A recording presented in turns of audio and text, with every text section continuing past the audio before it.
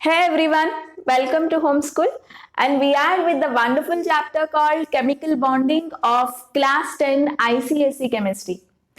And before we go to the chapter, you must be perfect with the chapter called Periodic Table. Hope you all are perfect with the chapter, the very first chapter of Class 10 Chemistry. If not, we have a wonderful videos in our channel about periodic table. You can go to the description box where you will find the related links of the periodic table chapter. So you can go to the links, get perfect with the concepts, and then come to this chapter. You get 100% clarity. Clear? So let us start with the chapter chemical bonding. And this is the most fundamental chapter of chemistry. If you can understand this particular chapter, I think you can understand any other chapter that is there in the chemistry. So the chapter is very simple, very basic actually. So it's all about how chemical compounds are formed. See, in a day-to-day life, we see so many chemicals. We see, we touch, we feel so many chemicals around us, isn't it? And in fact, we ourselves is a group of chemicals, I can say. Our skin is a chemical. Each and every organ has the elements, so-called elements, isn't it? So, how these chemicals are formed? See, you all have an idea about an elements, isn't it? So elements are the pure substances which are naturally present in our nature, and natural or artificial elements together we have around 118 elements, and all 118 elements are very beautifully placed in a periodic table according to their properties, isn't it? So these 118 elements which are there in our nature are not entirely stable. All the elements are not stable. Now a big question comes to your mind that what do you mean by stability? Isn't it? So I just now told that not all the elements or atoms are stable in our nature. So what do you mean by stability? Right? So we will come to know little later. Don't worry about this. Right?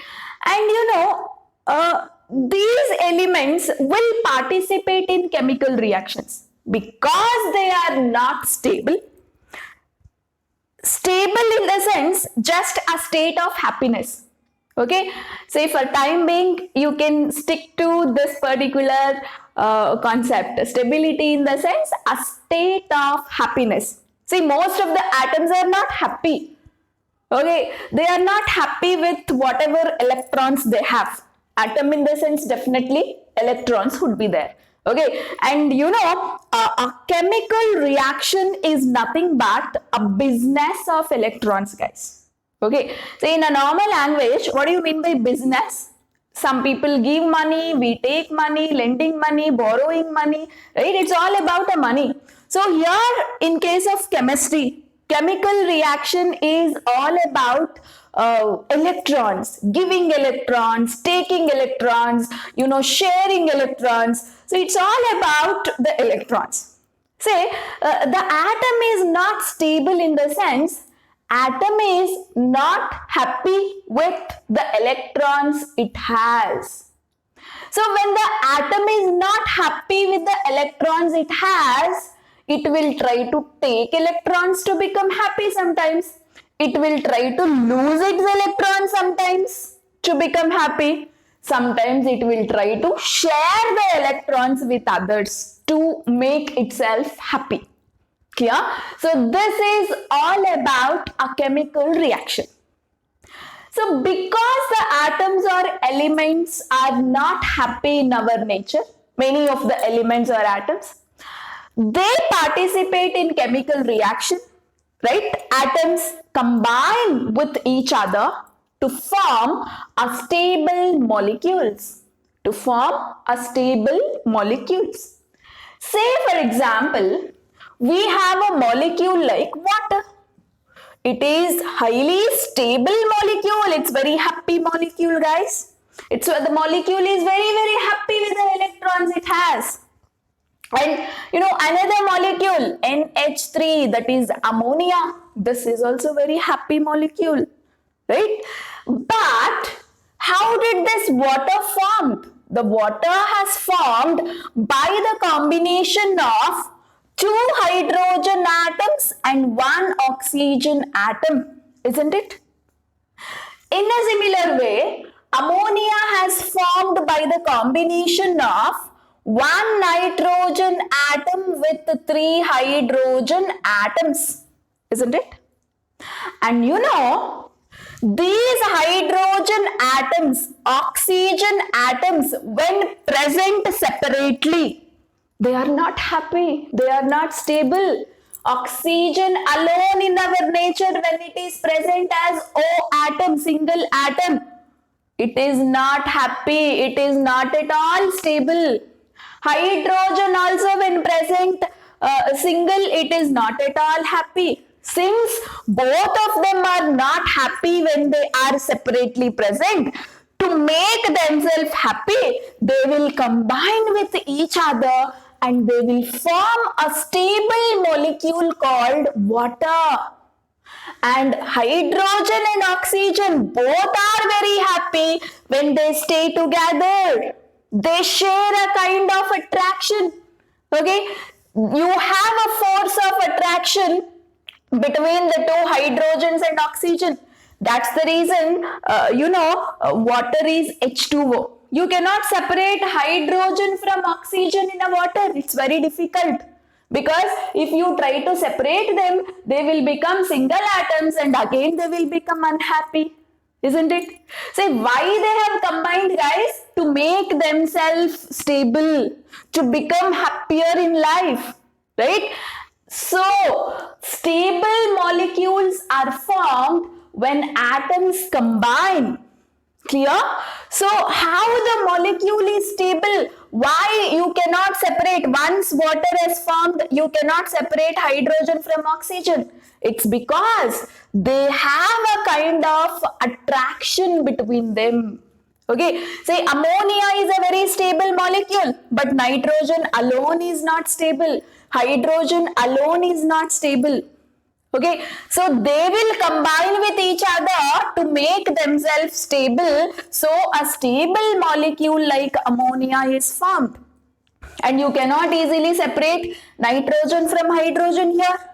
Right? Because, between them, between nitrogen and hydrogen, you have a kind of attraction, guys. And this attraction is called as chemical bond. Okay, so in the chemistry language, attraction is called with the name bond, B-O-N-D, bond. So the bond means just an attraction, right? So attraction between 2 atoms or more than 2 atoms. That attraction holds the atom together in a stable molecule. Imagine if that attraction is not there between hydrogen and oxygen of water. Will the water molecule stay together? Right? Hydrogen can be separated from oxygen. It's because of the attraction existed, both are staying together and you get a stable molecules, happier molecules in our nature. Right? So this is what we call a chemical bond. Now, can we write a definition for chemical bond? So what is a chemical bond here? An attraction between the 2 or more atoms. It is this attraction.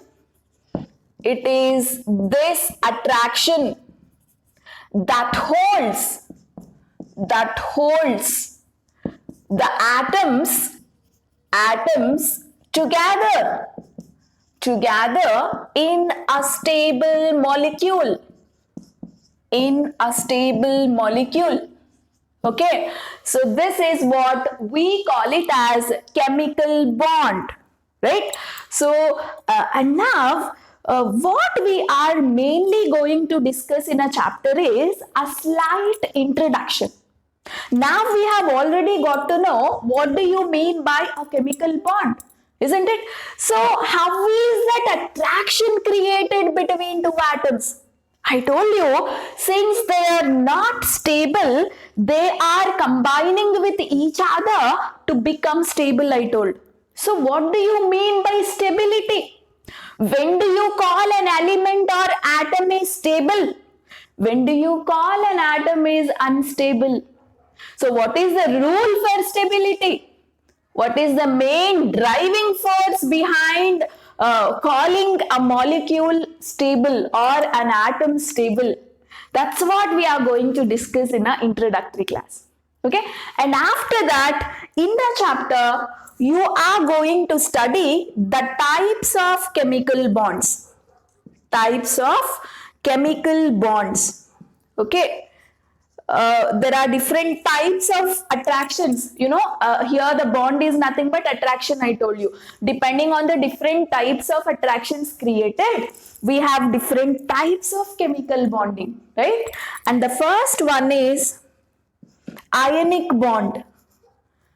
Ionic bond, okay, or it is also called as electrovalent bond. Electrovalent bond. And the next one is covalent bond. Covalent bond. And the third and very, very special type of bonding, you don't observe this kind of bonding in most of the molecules. Very few molecules shows this special bonding, that is coordinate bonding. Coordinate bond. So in the chapter we are going to study each and every bond in detail. How an ionic bond is formed, what type of molecules show ionic bonding, what is the type of attraction in a molecule, what is the property of those compounds, everything in detail we are going to study one by one. Okay, so the chapter is all about these three different types of bonding to be studied in detail. Yeah, and now I am going to tell you when do an atom or element is stable. Okay, so can you all able to remember the periodic table that you have studied in the first chapter? Say, let me just give you an outline of periodic table, right? See how many groups you have. You have groups right from 1 to 18, isn't it? So 18 groups you have in your periodic table. And I will talk about the elements that come in 18th group. Can you able to recall what elements that come in 18th group? The very first element you see here is helium, isn't it? Next one is neon, argon, right? Xenon, krypton, radon, right? So xenon, krypton, radon, So these are the 18th group elements that you observe in a periodic table. And among the 118 elements, it is said that this group of elements are highly stable in nature. Highly stable in nature. So what do you mean by stability? It's very happy with whatever electrons it has. So when do you say that an element is happy? Like how many electrons are necessary for an element to stay in a stable condition or in a happier condition? That I am going to tell you now. Okay. See here, can you able to recall the electronic configuration of helium?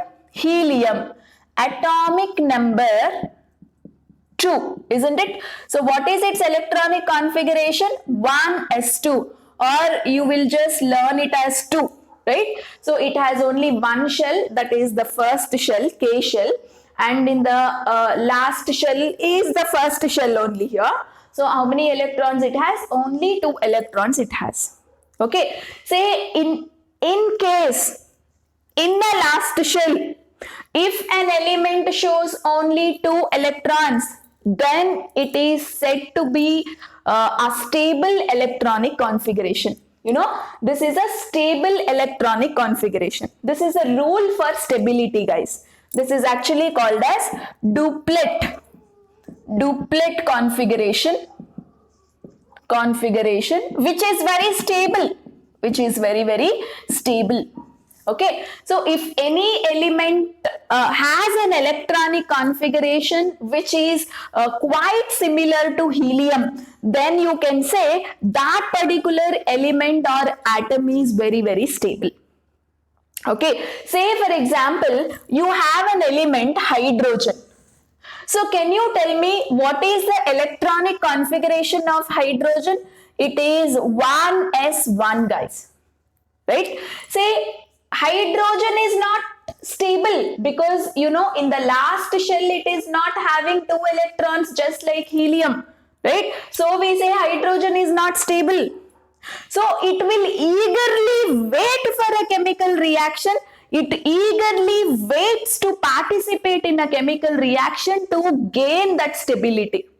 How can it gain a stability? By having 1 electron, right?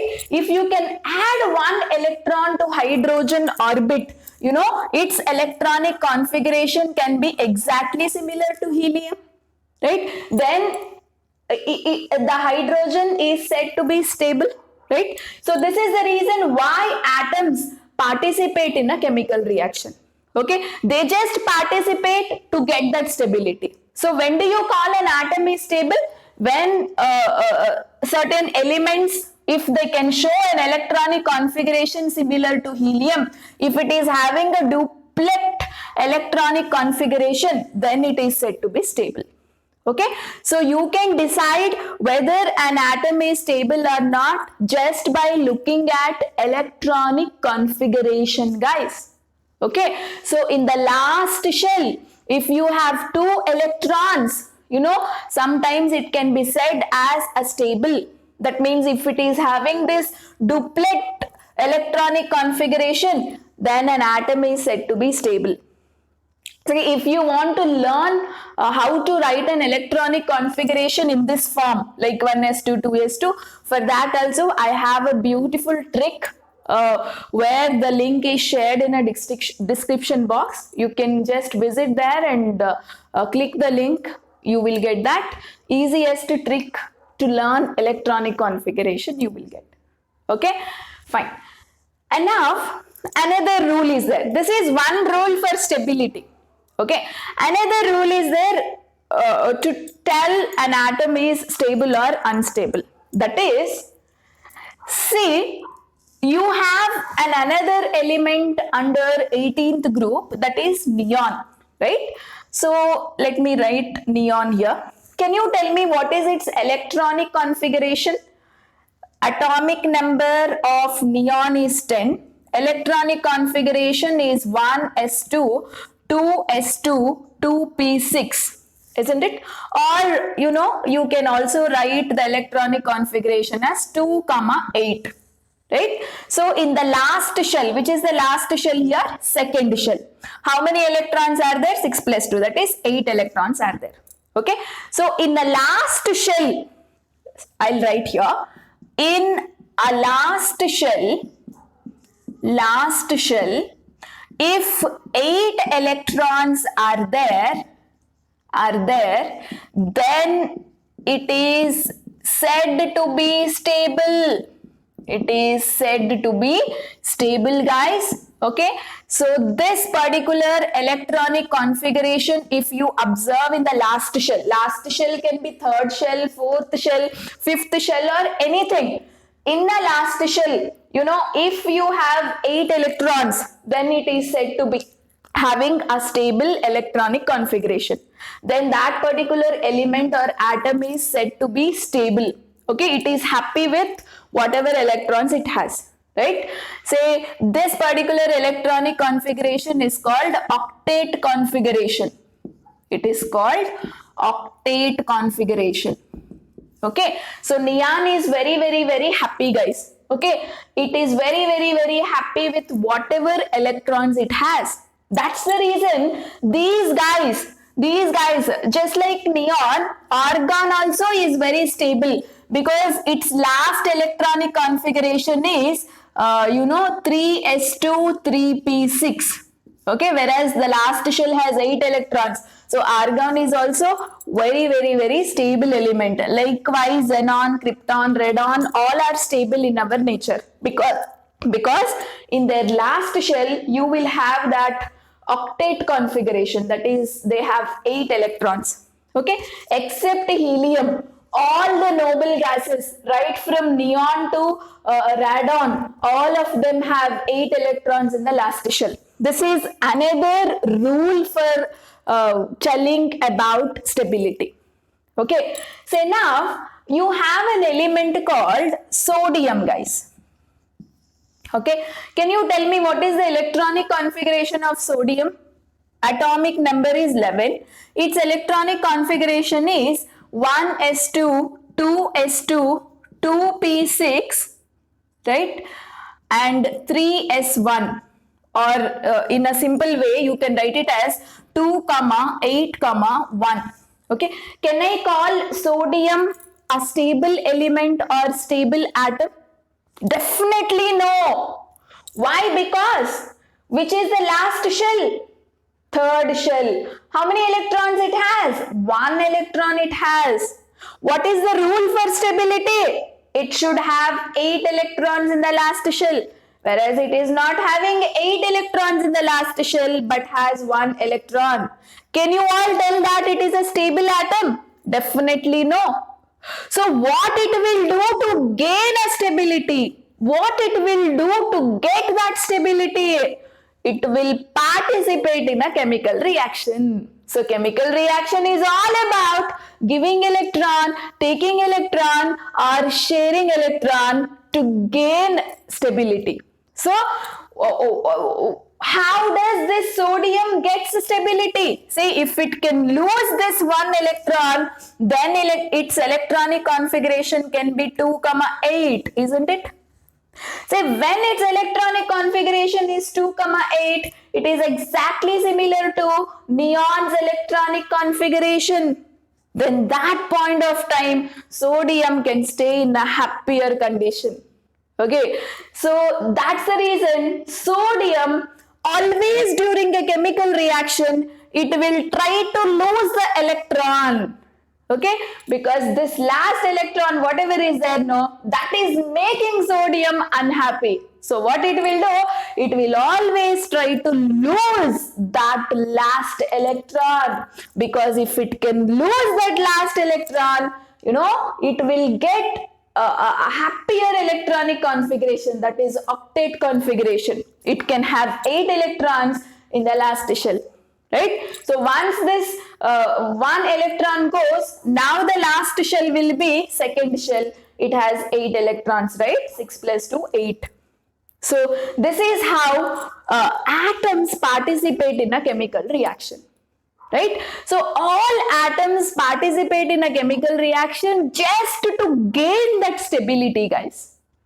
Since they are not happy with whatever electrons they have, just they will try to lose electrons to be happy, to get stable, or they will try to gain electrons sometimes, or they will try to share the electrons. So this is all about a chemical bonding. So now, can you all able to answer to a question, right? So if I ask you a question, why do a chemical bond is formed? Okay, why do an atoms participate in a chemical reaction? Then what is your answer, guys? Can you all post the answer in a comment box? And I'll also repeat now. The answer for this question is, the elements participate in a chemical reaction. So a chemical bond is formed between the atoms. Why? Just to attain stability. Just to gain that stability. Clear? So how do you say an atom or element is stable, guys? The rule is here. If an element has an electronic configuration similar to helium, or if an element has an electronic configuration similar to neon and other guys, then that atom can be said as stable in nature. Okay, just to satisfy that condition, just to attain that particular octet configuration or duplet configuration, atoms participate in a chemical reaction. Okay, and attraction is created between the two atoms when they participate in a chemical reaction by losing or gaining electrons, so that's what we call a chemical bond. Clear, everybody? So this is the basic introduction of a chemical bond and why actually a chemical bond is formed. Okay, so what is the rule behind stability? Why various atoms participate in a chemical reaction to get a stable molecules, So this is what the basic concept that you should remember, and you should never ever forget this concept. Say just because these guys are stable and they are happy with whatever electrons they have, all these noble gases, right from helium to krypton, radon, they won't participate in any chemical reaction, guys. Okay, they don't require a chemical reaction. They won't like to combine with another element only, because they are already happy with whatever electrons they have. They don't want to lose electron, they don't want to gain electron, they don't want to share their electrons. Actually, if they lose, gain or share electrons, their stability will get disturbed, isn't it? So no one will like to, disturb their own stability, right? So that's the reason they will never participate in a chemical reactions. All other elements can participate in a chemical reaction just to get that duplet configuration or octet configuration. Okay, so this is the basic introduction about a chapter, and now let us go for studying the types of chemical bonding. Under that, in today's lecture, I will deal the entire aspects about the ionic bond. Clear? So let us start the ionic bond. See guys, ionic bond, quite a stable bond, very strong bond I can say. So what do you mean by an ionic bond? First let us try to write its definition. Ionic bond is that bond or attraction. Bond is nothing but attraction, I told you, isn't it? Attraction between the two atoms, and which is formed, this particular attraction which is formed by transfer of electrons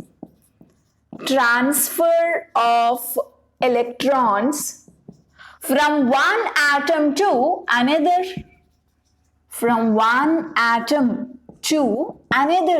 Say it is a bond or attraction between two atoms. Imagine this is one atom and this is another atom. Okay, so this is attraction between the two atoms. How is this attraction formed, guys? By transfer of electrons. This guy has some electrons. Even this atom will be having some electrons. So one atom gives electrons, another atom takes that electron. One is giving electron, another one is taking that electron. Okay, so this is how. Why this guy has to give electron? Because maybe by giving an electron, it can attain stability. Why this guy has to take an electron? Because maybe by taking that electron, it can have that octet configuration, right? It can attain stability. That's the reason one is giving electron, other one is taking electron, right? So attraction created between the two atoms by transfer of electrons from one atom to another atom. Such an attraction, if it is there in a molecule, then such a molecule or compound is called ionic compound or electrovalent compound, and that attraction itself we will call it as ionic bond or electrovalent bond. Okay, and now this ionic bond can be formed between certain set of elements, guys. All elements do not have this attraction.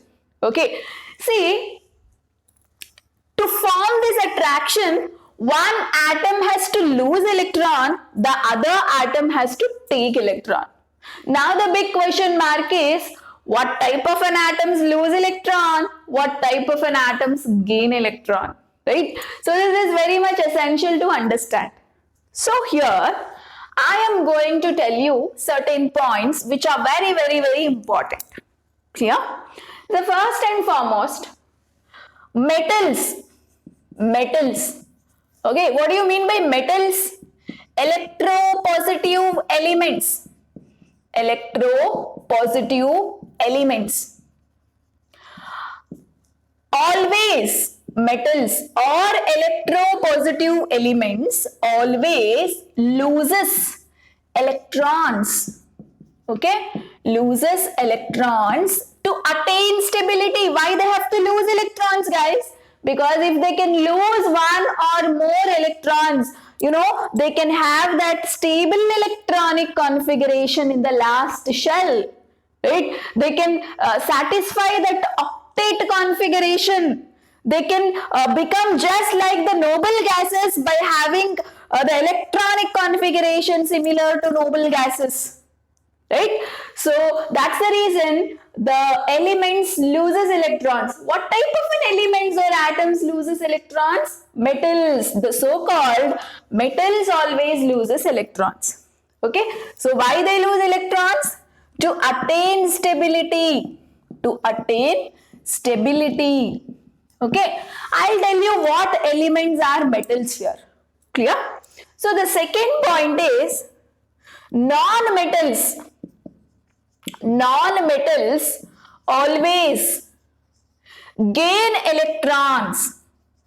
Gain, that means they take electrons. Again, why they take electrons? Because just by taking one or two electrons, they can have that octet electronic configuration in the last shell. Yeah, so that's the reason they gain electrons to attain stability. To attain stability. Very, very important point. So non-metals are actually called as electronegative elements. They are electronegative elements. Clear? Fine. And now the big question here is, in a periodic table, among 118 or 20 elements, which are called as metals and which are called as non-metals? Very simple. Okay, see the elements of group 1 and 2. What elements come under group 1? You have hydrogen, that is exception, leave it. Lithium, sodium, potassium, rubidium, cesium. Second group, beryllium, right? Magnesium, calcium, strontium, barium. Okay, so all these guys, as well as again in the 13th group, you have certain elements called, aluminium, and the elements which come in this particular area, that mean in the group 3 to group 12. Okay, so almost all these guys are said to be metals. Okay, that means all these guys have an ability to lose the electrons during a chemical reaction. Okay, so they can combine with another atom. How they can combine? By losing an electron. By losing an electron. So that way they participate in a chemical reaction. Clear? And now, which elements are called non-metals? The elements right from 14th group to 17th group, guys. 18th group, all noble gases. all stable elements, yes or no? They will never participate in a chemical reaction, I already told you, because they are happy with whatever electrons they have. Okay, and now see 14th group, what elements will come? Carbon, silicon, and 15th group, nitrogen, phosphorus, here oxygen, sulfur, fluorine, chlorine, bromine, all these elements which are coming in 14th to 17th group, all these are called as non-metals. Okay, so metals are always electropositive. What do you mean by electropositive? Ability to lose the electrons. These guys have an ability to lose the electrons. Okay, so that's why we call them as electropositive elements. And the non-metals are electronegative. Electronegative in the sense what? They have an ability to take the electrons from others. They have an ability to take the electrons from others. So these guys give electron and those will take the electron. So ionic bond is a concept of transferring of electrons. One element gives and that electron was taken up by another element, right? So ionic bond is always formed between a metal and a non-metal. Okay, so the next point I would like to write here is ionic bond. Ionic bond always formed between a metal, that is the most electronegative element, and a non-metal, that is the most electropositive element and the most electronegative element. Right? So between them, whatever attractions are formed, that is what we will call it as ionic bond. Now, let us see a few examples here. Let us first talk about like how an element is losing an electron. After losing an electron, what do you call that atom as? You actually do not call those things as atoms. You call them as ions. Okay, so these things we will discuss, and later we will discuss how actually ionic bond is getting formed, right? Fine. So what I just now told is metals always loses electrons, I said, right? Say one example I will show here. Sodium is there. Atomic number 11. What is its electronic configuration? 1s2, 2s2, 2p6, 3s1, right? I can write it as 2, 8, 1, right? And in nature, this particular sodium is not stable, right? So definitely it eagerly waits for a reaction to happen. It waits somebody to come near because it is willing to give its last electron, because this is no more required for this sodium. If it can lose this last electron, it can have 8 electrons in the last shell, whereas that is the rule for stability. Yes or no? So that indicates the stability, right? So sodium always loses an electron. So how do you show that losing electron? See, one electron it will lose. One electron is coming outside. After one electron comes outside from sodium, then sodium is no more called as an atom. It will become an ion, and in the ion I will represent positive sign. Okay, I will call it as cation. I will call it as cation. Okay, so whenever a metal loses electron, after losing, then that element or atom is not called as a neutral atom now, because one negative charge it has lost. Yes or no? One negative charge has lost. Then which charges are more in that atom? Positive charges. So atom is always neutral, right? See, say if you have 11 protons inside the nucleus, you will have 11 electrons surrounding the nucleus. Number of protons is equal to number of electrons. Protons are positively charged, electrons are negatively charged.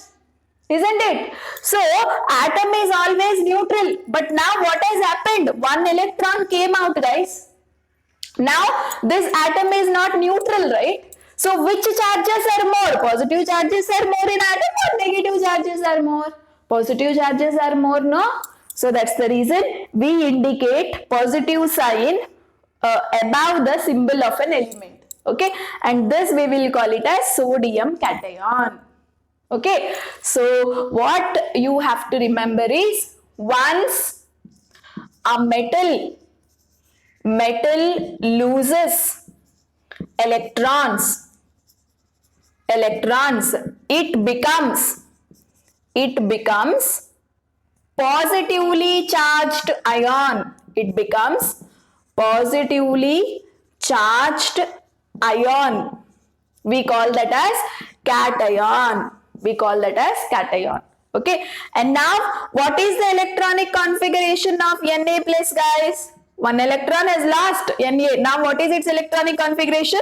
1s2, 2s2, 2p6. Yes or no? In other words, I can write it as 2, 8. Now this is stable. So among sodium and Na plus, sodium plus, who is stable? Na plus is stable. So always our sodium likes to stay in the form of Na plus in our nature. Okay, so sodium as a neutral atom is not stable in a nature. It eagerly waits for a reaction to happen. It eagerly waits to lose this electron because to achieve stability.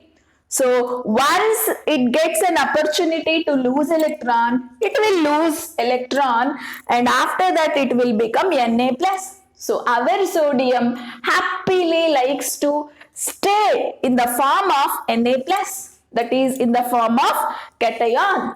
Yeah. So now you got to know what do you mean by ion. Ions are two types. One is cation, other one is anion. Now we have seen the formation of cation. Next, we will see the formation of anion, right? Negative ion. See, positive ion we have observed. Next, we will learn how a negative ions can be formed. Coming to example 2, here we will learn how an element takes an electron. Okay, fine. See, I will take an example of fluorine here. Fluorine, atomic number 9. Electronic configuration 1s2, 2s2, 2p5. That is 2, 7. Is it stable, guys? Not. It's not stable because you see in the last shell, how many electrons you have? 7 electrons you have. How it can become stable? By accepting one electron, right? If I can give one electron to this fluorine, you know, it will get an electronic configuration 2, 8. Then this is stable condition. So fluorine also very reactive element. It also eagerly waits for a reaction to occur. It waits like who will give an electron to him, right? So once somebody is there to give an electron, it will grab that electron towards itself, because if it can get that one electron, it can get that stable electronic configuration. Clear? So how do you show that taking electron thing? F plus 1 electron, right? So accepting electron, no? So I have written it in the left hand side, reactant side. Fluorine is accepting electron. So here you see losing electron, that 1 electron thing, I wrote it in the product side because sodium is losing, it is giving out electron outside. Okay, after giving out 1 electron, it is becoming Na plus. So both of them I represented in the product side, right side. but here it is taking, right, one electron. So you have to represent this in the reactant side, that is left hand side. So after taking one electron, this F is not neutral, right? It will get some charge above. So which is the charge it gets above? Negative charge. I will call it as F minus. And now this is a negative ion. Negative ion is called as anion. Negatively charged ion. Negatively charged ion is called anion. Clear, everybody? So why I have put a negative charge? You all are very well knows that, say, number of protons are equal to the number of electrons. Say fluorine, if it is having 9 electrons, inside the nucleus 9 protons would be there. Positive charges are equal to the negative charges, atom is neutral. But now what has happened, guys? From outside, one more electron has come. So, which charges are more in case of fluorine atom? Positive charges or negative charges? Electron is a negative charged guy. So, one extra negative charged guy has come into the house of fluorine, isn't it? So, that's the reason we represent anions with a negative sign. Clear? So, negatively charged ion is called, anion. Positively charged ion is called cation. Right? And now, when, okay, like how did it get this one electron, guys? To get one electron, somebody has to lose an electron, right? Who is that somebody? Metals. So whenever you bring metal closer to a non-metal, whenever you bring metal closer to a non-metal, then the compound that is formed is called ionic compound. Ionic compound. Got it? So what happens whenever you bring a metal closer with a non-metal? Metal always loses electron and it becomes cation. Okay? And non-metal always gains electron and it becomes anion. And now that cation actually combines with anion, right, to form this ionic compound. So how did you get cation? You got cation from metal. How did you get anion? Anion you got it from non-metal, right? So how did you get cation? When a metal lost electron. How did you get anion?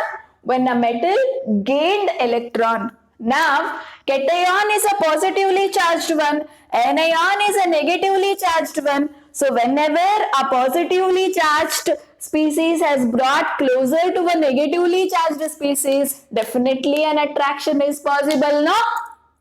Because of those attractions, okay, that attraction is called electrostatic force of attraction. What do you call that attraction? Between a positive and negatively charged guy? Electrostatic force of attraction. Okay, and that itself we will call it as ionic bond. Clear, everybody? So what I can write a definition for ionic bond, like in another sense also we can explain about ionic bond. So electrostatic force of attraction exists present between positive ion, that is cation, and anion. Okay, so these guys will stay together and that molecule we will call it as ionic compound. Say for example, sodium, whenever I brought sodium closer to a fluorine, sodium would lose an electron, it has become Na+, isn't it? And fluorine gained electron and it is become F-. So, Na and F minus. Na is positively charged guy, F minus is a negatively charged guy. So when both of them come near, attraction is created. So both of them will stay together and we will call it as sodium fluoride. Sodium fluoride. And this is what we call it as ionic compound. Because between them, between sodium and fluorine, what bond is there guys? This bond is ionic bond. Okay? Ionic bond. So what is that ionic bond? A bond is nothing but attraction. That attraction has a name. What is that attraction? Electrostatic force of attraction. Okay? Electrostatic force of attraction. Okay? Exists between cation and anion. Okay, so this you should never ever forget.